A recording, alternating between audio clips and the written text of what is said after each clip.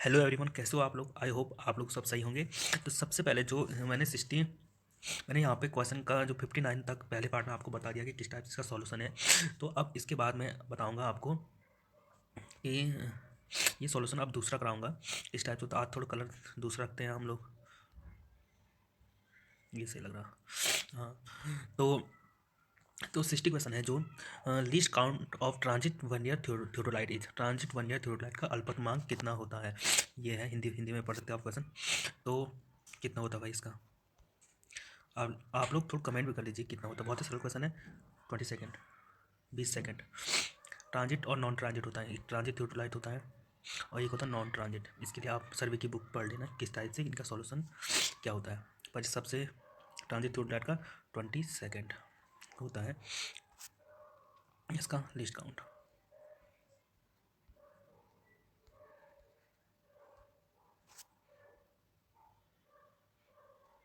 ये अब दूसरा है फोल्डिंग लेवलिंग स्टाफ का अल्पतमांक होता है। Least count of folding levelling staff is. अब देखिए इसका जो लिस्ट काउंट होता है आपको पता होना चाहिए। वैसे फोल्डिंग जिसमें इस टाइप से होता है, कुछ अंक यहाँ लिखे रहते हैं, फिर इसका फोल्ड करते हैं जो नॉर्मली हम लोग सर्वे में यूज़ करते हैं, जो आपने डिप्लोमा के दिनों में यूज़ किया होगा। तो आपको बता दूँ उसका तो 5 mm होता है, ये आपको पता है। जैसे आप लगा लो जो नॉर्मली हम फीता यूज़ करते हैं, टेप जो यूज़ करते हैं सर्वे में, उसका भी 5 mm तो होता ही है। 1 mm होता है, 1 mm जो शुरू होता है उसमें। तो वही बात है इसमें भी, इसमें 5 mm, 5 mm। ये थोड़ा ये चीज़ें ये है जो आपको याद रखनी पड़ेगी। देखिए जो इंपॉर्टेंट क्वेश्चन है जो हम लोग ऑब्जेक्टिव क्वेश्चन करते हैं वो उन्हीं में सार का था ये पेपर, और बहुत ही सही सही पेपर था। इससे कुछ क्वेश्चन है। अब देखिए 62 क्वेश्चन जो बताऊँगा आपको। Vertical angle can be measured by. अब देखो वर्टिकल एंगल किस टाइप से मेजर करते हैं। ऊर्ध्वाधर कौन मापा जा सकता है, हिंदी भी सही लिखी है इसमें। डंपी लेवल से, वाई लेवल से, टिल्टिंग लेवल से या थियोडोलाइट से। अब देखिए डंपी लेवल भी इसमें देखिए लेवलिंग के काम आता है, वाई लेवल लेवलिंग के, टिल्टिंग लेवल भी लेवलिंग के काम आता है। अब देखिए हिंदी हिंदी में भी देखिए इंग्लिश का टाइप का लिख दिया डंपी वाई ये। तो इसलिए आपको इंग्लिश के जो नॉन टेक्निकल वर्ड है आपको इंग्लिश में ही पढ़ना बहुत ही आवश्यक हो जाता है। तो थियोडोलाइट जो है इससे वर्टिकल एंगल भी मापते हैं और हॉरिजॉन्टल एंगल भी मापते हैं दोनों। कभी कभी ये पूछ लेता है कि थियोडोलाइट्स क्या क्या में कौन कौन से एंगल मेजर करता है, तो आपको पता होना चाहिए वर्टिकल और हॉरिजॉन्टल दोनों एंगल मेजर करता है। अब है ए मैप कैन बी रिड्यूज और इनलार्ज बाय। नक्शे को किस यंत्र से छोटा या बड़ा किया जा सकता है। पेंटाग्राफ, टेंजेंट, क्लिनोमीटर, साइक्लोन घाट ट्रेसर या सेक्साटेन। अब देखिए इसका आंसर आपको पता ही है, पेंटाग्राफ होगा ही होगा।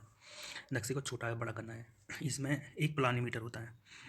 प्लानीमीटर का एरिया नापने के काम आता है, कभी कंफ्यूज मत करना आप लोग। और पेंटाग्राफ जो होता है उसकी स्केल कम या ज़्यादा करने का काम है। मतलब स्केल मतलब ये है कि पेंटाग्राफ का जो काम होगा वो नक्शे को छोटा भी कर सकता है और बड़ा भी कर सकता है। स्केल मेजर करने के काम आता है, स्केल बढ़ाने या घटाने के काम भी आता है।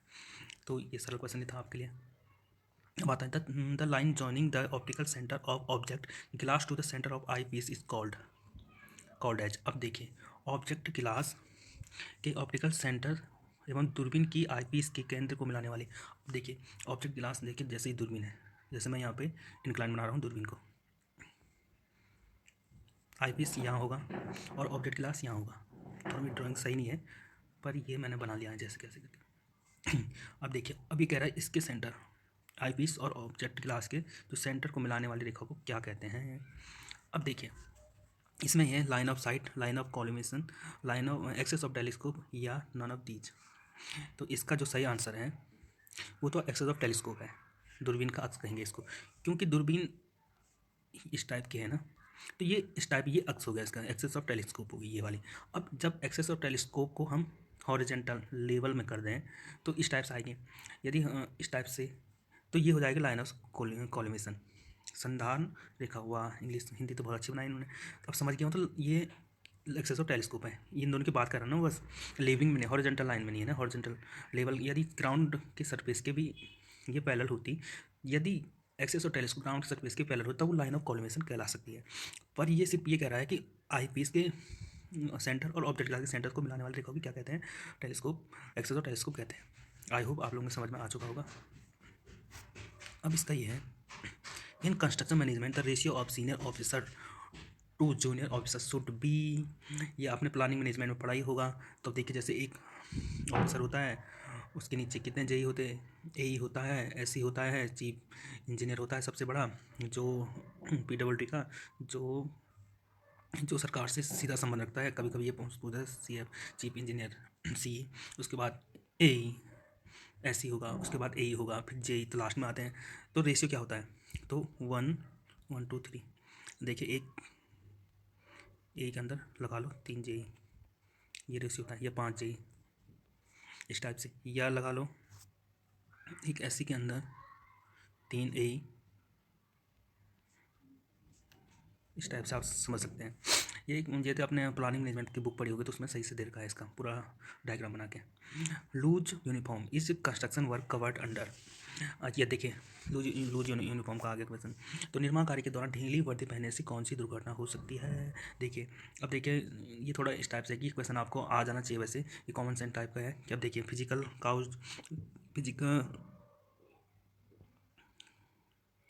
Psychological cause accident, psychological cause और एक्सीडेंट, ये दोनों जगह फिजिकल काउज ऑफ, ये देखिए नन ऑफ दीज।